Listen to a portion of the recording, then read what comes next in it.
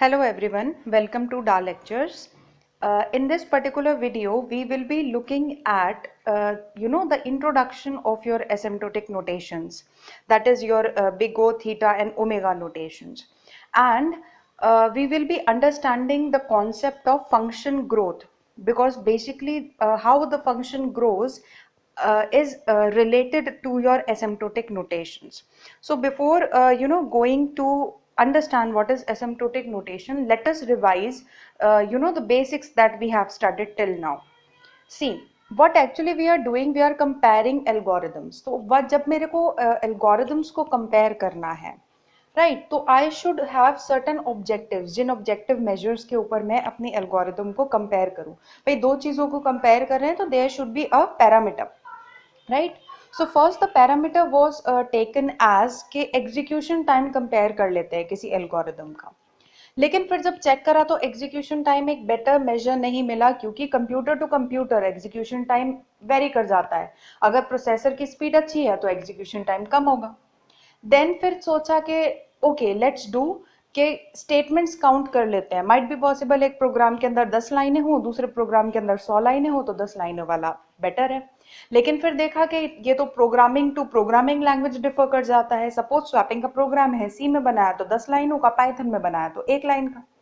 तो that can not be taken as a universal way of comparing the algorithm. तो हम लोगों ने क्या करा, we move towards the ideal solution, and that was expressing the running time, or it may be the space taken by the algorithm, as the function of its input size, जो हम starting से पढ़ते आ रहे हैं, right. And with this what we will be doing, we will be comparing the function of the running time. So that will be independent of your machine time and your programming style and your individual writing of a program.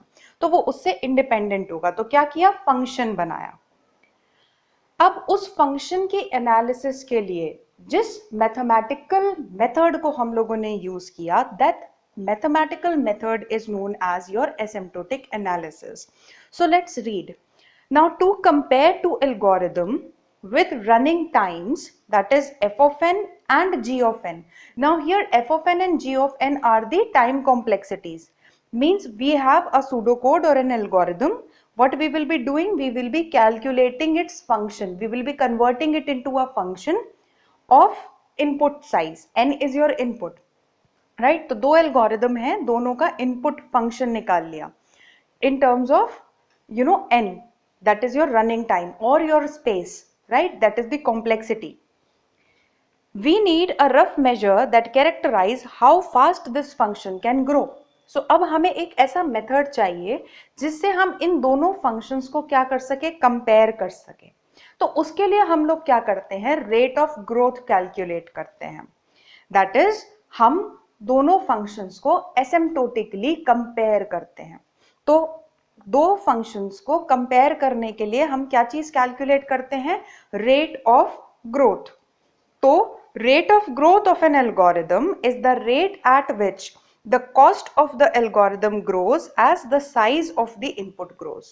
That means अगर मैंने अपनी algorithm के अंदर input increase कर दिया, right, if I am increasing the input size, for example linear search में 10 element में से searching कर रहे हैं, तो मेरी algorithm कैसे behave करेगी.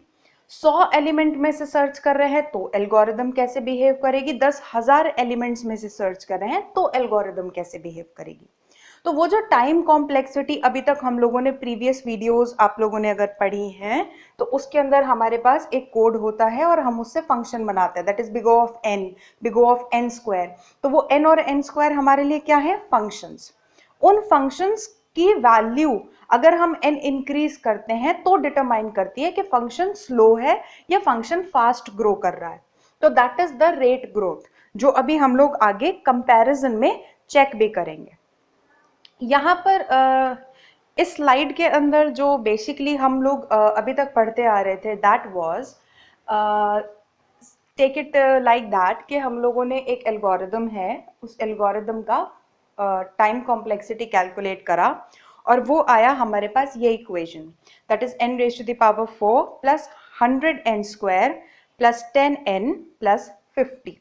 ठीक, तो अगर मेरे को इसकी टाइम कॉम्प्लेक्सिटी किसी एसिम्प्टोटिक नोटेशंस के साथ लिखनी है तो I will be writing big O of n raised to the power 4। Why? Because it is the dominant factor, और हमने यही पढ़ा है कि हम सब डोमिनेंट फैक्टर्स जो होते हैं उनको इग्नोर कर देते हैं if n is a very large number. तो जो अफेक्ट करेगा मींस जो डोमिनेटिंग वैल्यू होगी वो क्या होगी, n की हाईएस्ट पावर, तो हम उसको टाइम कॉम्प्लेक्सिटी लिखते हैं। सो ये neglecting the sub dominant and coefficient ये आया कहाँ से, that came from the concept of rate of growth. That is कि अगर मैं रेट ऑफ ग्रोथ को प्लॉट करती हूँ, राइट, ग्राफ बनाती हूँ, तो अगर मैं ये पूरी इक्वेशन लूँ that is from n raise to the power 4 to 50, पूरी की पूरी इक्वेशन इसे प्लॉट करूं, या फिर मैं खाली n raise to the power 4 को प्लॉट करूं, तो जो रेट ऑफ ग्रोथ आता है that is approximately equal.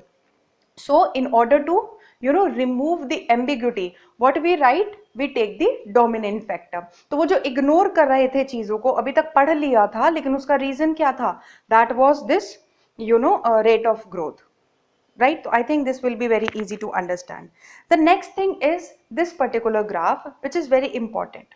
See, the whole story behind this asymptotic notation and time complexity and space complexity is comparison of two algorithms, that is finding out that which algorithm is better। So basically how rate of growth determines that how algorithm is good and how an algorithm is bad, you can understand it with this graph। So here what we have two algorithms, one A and one B, right? A and B, we have two algos. And now what we have done, we have just calculated the time complexity of both of it, right? One came out to be n square by 5, that is quadratic, and other came out to be linear, that is 5n, right? So what we started doing, we started plotting it, these functions with different values of n, right? तो x axis पे input है और y axis पे जो है वो आपका time है। तो हमने क्या करा, दोनों को डिफरेंट डिफरेंट वैल्यूज से प्लॉट करना शुरू करा, n की वैल्यू 1 से शुरू करा और इंक्रीज करते रहे और n स्क्वायर बाय 5 और 5n में वो वैल्यू रख रख के ग्राफ प्लॉट कर लिया, राइट? तो अब इस ग्राफ प्लॉट हो गया हमारे पास। अब उसके बाद हम इस ग्राफ की कुछ कैरेक्टरिस्टिक्स देखते हैं।